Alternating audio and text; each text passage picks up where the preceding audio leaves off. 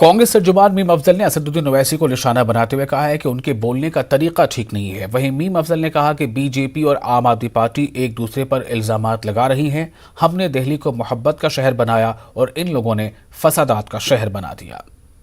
दिल्ली के जहांगीरपुर इलाके में जिस तरीके से हिंसा हुई, उसके बाद सवाल बहुत सारी पार्टियां उठा रही हैं। खासतौर से ओवैसी साहब की पार्टी और ओवैसी साहब ये सवाल उठा रहे हैं कि जब मुसलमानों का मामला आता है तो तमाम पार्टियां खामोश हो जाती हैं। हमारे साथ हैं कांग्रेस तर्जुमान मीम अफजल साहब।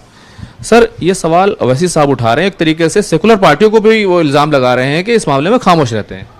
देखिए, ओवैसी साहब जिस लबो लहजे में गुफ्तगू करते हैं उसमें हिंदू मुस्लिम का नाम लेकर के बात करना आज की तारीख में मैं समझता हूँ कि यही सबसे गलत है, चाहे वो किसी भी तरफ से हो। सियासी पार्टियों को इसका लिहाज रखना चाहिए। लेकिन जिस तरीके से जहांगीरपुरी में दिल्ली में ही जो मामला हुआ, उसमें उनका कहना है कि मुसलमानों को ज़्यादा पकड़ा गया, हिंदुओं को कम पकड़ा गया, बहुत सारे लोग हथियार लेकर आए थे। ये एक बड़ा सवाल है। ये बात तो सारी पार्टियां बोल रही हैं, कई चैनल्स पर ये बात चली है, कुछ पॉलिटिकल पार्टीज़ ने भी कहा है यकतरफा गिरफ्तारी हो रही है, यकतरफा कार्रवाई हो रही है।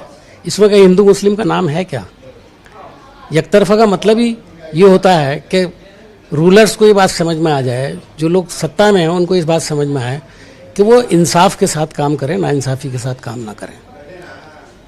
इस दिल्ली को शीला जी के ज़माने में हमने एक ऐसी सिटी बनाया था जहाँ मोहब्बत थी, प्यार था, सब कुछ था। बेहतरीन डेवलपमेंट का काम इस दिल्ली के अंदर किया गया। सारे फ्लाईओवर्स उस ज़माने में बने।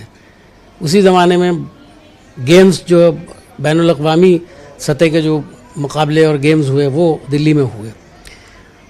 दिल्ली ने बहुत तरक्की की और आज की जो सरकार है उसमें सेंटर की सरकार भी है और उसके अंदर आपकी भी सरकार है। दोनों एक दूसरे पर इल्ज़ाम लगा रहे हैं कि उन्होंने दंगा कराया, उन्होंने दंगा। तो आपने उस अच्छे खासे शानदार शहर को दंगाई शहर में बदलने की कोशिश की है। कैमरामैन बिनू के साथ खुर्रम शहजाद, न्यूज़ 18 दिल्ली।